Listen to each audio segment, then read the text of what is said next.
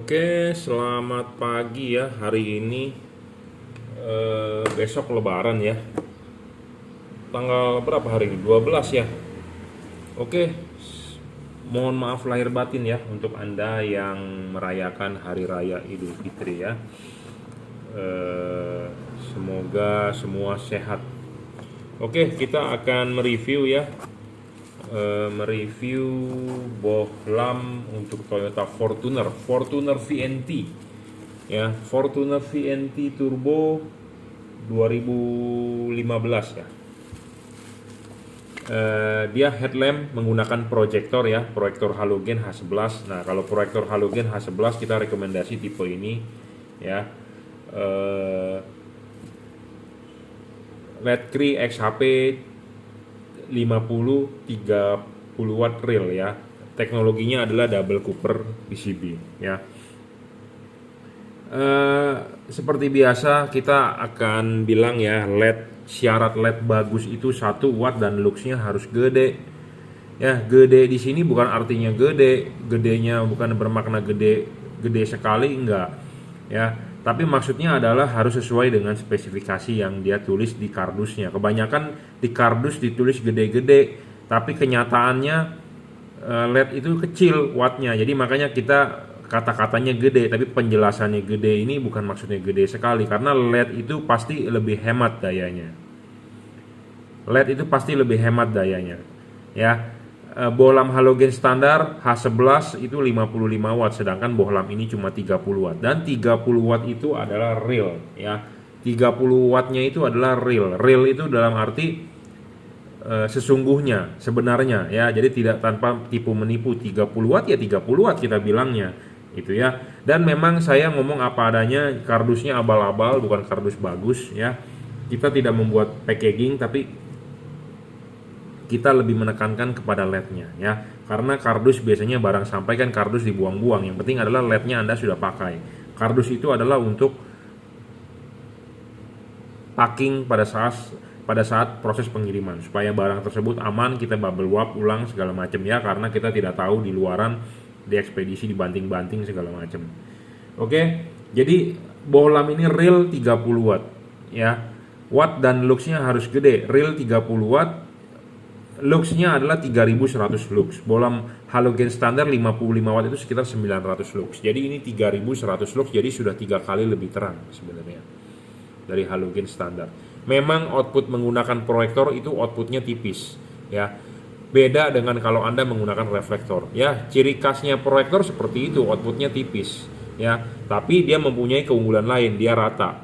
Dari kiri ke kanan rata, output tipis tapi rata. Cut off bagus ya. Cut off bagus. Jadi ada garis patternnya ya.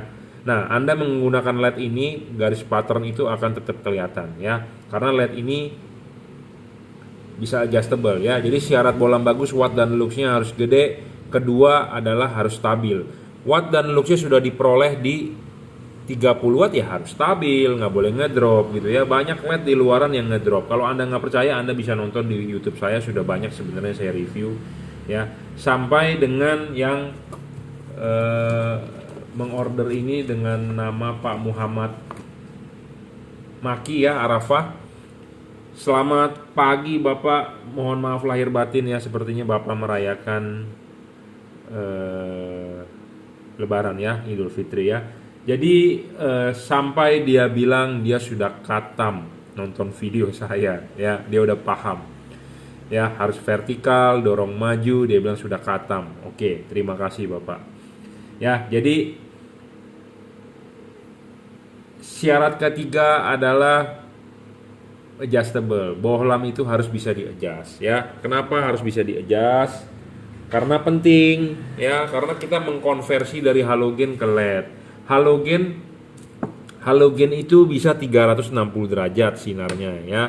360 derajat itu sinarnya, maksudnya ini adalah bohlam ya. Sinarnya 360 derajat itu adalah ke segala arah ya, tanpa ada bayangan gelap ya. Kalau bohlam halogen nyala, dia sinarnya ke segala arah, ke semuanya ya. Jadi spread ya. Sedangkan kalau LED, karena dia tipe sorotan samping atau tipe sorotan atas bawah ya, dia kan hanya bisa ke ke sini atau ke situ. Yang ke bagian ke depannya tidak ada LED-nya, jadi di sini akan bayangan gelap, di situ akan bayangan gelap. Nah, makanya kita perlu bisa LED, cari yang bisa di adjustable. Ya, syarat ketiga bolam bagus itu LED harus bisa adjustable. Nanti akan kita tambahkan lagi syaratnya yang kelima itu bayangan gelap harus kecil. Jadi Anda harus membeli LED dengan syarat-syarat yang saya tentukan. Itu baru boleh dibilang bagus. Anda nggak harus beli dengan saya, Anda boleh beli di luar. Tapi kalau syarat-syarat itu terpenuhi ya Anda boleh beli. Karena banyak orang mencari LED yang bagus. Semua pedagang juga menjual kata-katanya yang bagus. Tidak ada orang mau jual barang jelek. Tidak ada, bro. Ya, Anda cek di online semua deskripsi bagus-bagus, ya. Semua kata-kata indah-indah, semua bagus-bagus. Tidak ada yang mereka jual barang jelek. Saya menjual barang jelek untuk mobil ini tidak ada. Semua deskripsi bagus-bagus. Tapi deskripsi yang bagus-bagus itu harus diikuti dengan data yang valid atau ada bukti klinisnya, uji klinisnya seperti Anda sudah vaksin. Anda sebenarnya harus cek antibodinya keluar atau tidak, ya, seperti itu yang saya dengar dari teman-teman, ya. Suntik-suntik vaksin kalau antibodinya nggak keluar katanya juga percuma, jadi Anda tidak kebal. Ya sama, jadi ini harus ada buktinya. Sudah kita ngomong 30 watt ya harus kita buktikan dengan namanya wattmeter. 30 watt, ya. Adjustable ya harus kita buktikan dengan yang namanya bisa di-adjust, ya, seperti itu. Bayangan gelap juga kita harus buktikan bahwa bola bagus bayangan gelapnya kecil dan tidak boleh terlalu besar. Nah, kita akan buktikan, ya. Syarat ketiga adjustable. Kenapa penting? Ya, karena LED ini tipe sorotan samping. LED ini harus dipasang vertikal karena reflektor bagian yang paling penting adalah bagian yang atas. Seperti yang saya arsir ini yang bagian paling penting. Ini video sudah saya ulang-ulang berkali-kali sampai ada yang bilang katam. Terima kasih, tapi banyak juga yang belum katam, banyak juga yang masih butuh penjelasan, makanya saya ulang-ulang terus dan saya review terus-menerus, ya. Jadi reflektor itu bagian paling penting untuk proyektor atau untuk lampu-lampu lain adalah bagian atas, ya. Kenapa LED ini saya bilang bagus harus bisa di adjustable? Karena kalau LED ini fix, ya, Anda rugi. Anda sebagai pembeli Anda rugi. Anda rugi deh. Pokoknya rugi, intinya itu. Saya nggak perlu jelasin lebih banyak bagaimana, nanti kita akan praktek aja langsung, ya. LED itu harus bisa adjustable, ya. Adjustable-nya juga harus bisa istilahnya slide, bagus. Anda putar sedikit bisa, putar banyak bisa, tarik mundur bisa, dorong maju bisa untuk mencari fokus. Kenapa? Karena kita mengkonversi dari halogen ke LED. Ya, jadi kita harus bisa adjustable. Ya, Anda mau memasang ini sorotan samping adalah harus vertikal. Garis ini harus vertikal, ya, tegak lurus ke bawah. Anda mau masang versi horizontal pun bisa, tinggal putar. Anda mau agak tarik mundur bisa. Anda agak mau dorong maju bisa. Jadi nanti apa bedanya Anda tarik mundur, tarik maju, ya, nanti akan kita praktekin. Soal adjustable ini penting, ya, penting sekali untuk proyektor. Makanya buat Anda yang beli LED di luaran kalau tidak adjustable ya itu intinya merugikan Anda. Anda sudah beli tapi Anda kurang maksimal hasilnya. Lebih baik Anda beli yang adjustable deh, intinya seperti itu, ya. Adjustable itu penting, ya. Anda bisa lihat di tembok hasil outputnya seperti ini. LED yang bagus adalah harus outputnya cut off-nya keluar, ya. LED ini cut off-nya keluar. Anda lihat cut off-nya ada, ya. Kalau LED yang tidak bagus, cut off-nya tidak bakal keluar, ya. Tipe ini adalah LED sorotan samping, ya. Anda lihat di sini ini adalah vertikal, ya. Vertikal. Ya, vertikal. Anda bisa juga men-setting dia menjadi horizontal seperti ini. Ini adalah horizontal. Anda lihat ininya. Horizontal. Bisa. Tapi hasil outputnya nggak begitu bagus, tapi tengahnya lebih padat, tapi nggak begitu bagus cut off-nya, ya. Nah, ada juga loh orang yang suka seperti ini, boleh saja, nggak masalah, karena tidak ada hukumnya atau tidak ada pasalnya Anda melanggar. Tapi alangkah baiknya kalau outputnya kan bagus seperti ini, ya, cut off-nya lebih lebar. Nah, makanya kenapa saya bilang penting penting Anda menggunakan LED yang seperti begini karena kita harus tahu patokannya vertikal atau ini posisinya begini, begini. Anda kalau nggak ada patokan ini gimana ngelihatnya, ya? Makanya saya bilang LED ini bagus, ya. Untuk proyektor penting sekali Anda beli LED ini, ya. Karena kenapa? Ada garis patokan bahwa harus tegak lurus vertikal, ya, seperti itu. Nah, LED ini pun juga bisa ditarik mundur. Tarik mundur bukannya tarik mundur banyak sampai lepas, bukan. Kita tarik mundur 1 mili aja sudah hasil efeknya berbeda, ya. Hasil outputnya berbeda. Kita akan buktikan, nyalakan, kita pasang dulu kabelnya nih. Ya. Anda tarik 1 mili pun hasilnya beda loh dengan Anda dorong maju, ya. Nih Anda lihat. Anda lihat, ya, hasil outputnya di tembok, ya. Dan Anda juga lihat ke sini. Nah, ini saya tarik mundur nih. Sambil Anda lihat juga ke hasil outputnya. Ini saya tarik mundur. Tuh. Ditarik mundur apa efeknya? Ininya akan lebih melebar. Ya. Ininya melebar nih. Ya. Ininya melebar. Kalau kita dorong maju nih, Anda lihat hasil sinar. Ini saya dorong maju nih. Akan lebih mengecil, ya. 1 mili aja berefek banyak loh.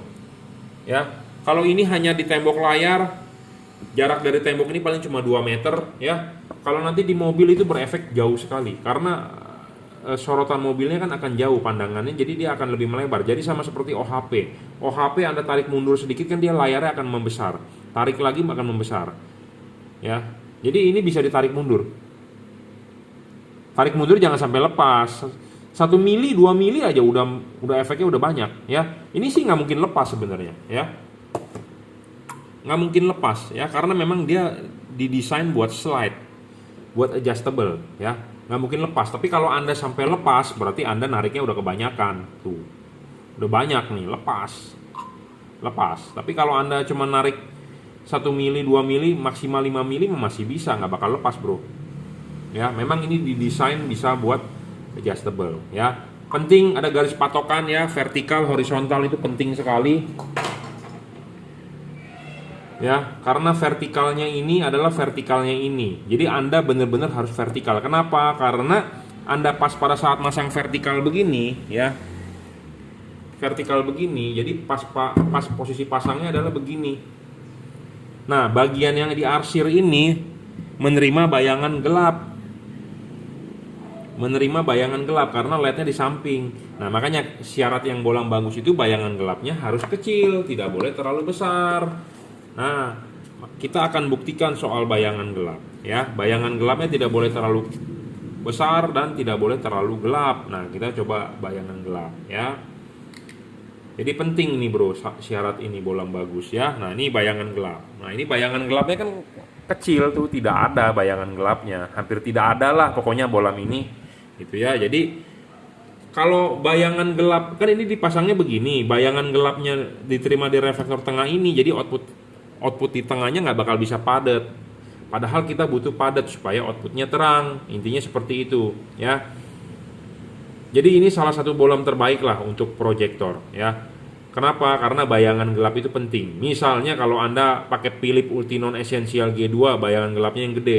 Di sini nanti di bagian dalam akan hitam, nggak ada cahayanya. Jadi rugi Anda. Jadi tengahnya nggak padat. Padahal Anda butuh terang itu bisa diperoleh dari kalau sinarnya padat di jalan, ya, seperti itu. Syarat keempat adalah serviceable. Bolam ini bonus, bro. Syarat bonus bisa diservis chipnya, ya. Chipnya, ingat chipnya yang bisa diservis selama stok chipnya ada, ya. Selama stok chipnya ada, karena pabrikan bilang menipis, ya. Intinya mau harga mau naik, ya, seperti itu. Kelima soal bayangan gelap. Keenam tidak storing. Bolam ini saya jamin tidak storing, tidak mengganggu radio mobil Anda, tidak mengganggu audio, monitor TV Anda, bekerja elektronik mobil Anda, ya. Ada orang bilang, Pak, pas pada saat lampu LED nyala, mobil saya bergetar. Nah, itu kemungkinan bolamnya storing, ya. Storing itu kita sudah buktikan yang paling gampang adalah terhadap radio mobil. Pas pada saat lampu LED nyala, radio mobil mengecil suaranya, atau suara desis, suara kresek keluar di speaker mobil Anda, yaitu karena LED-nya storing, ya. LED ini saya jamin tidak storing.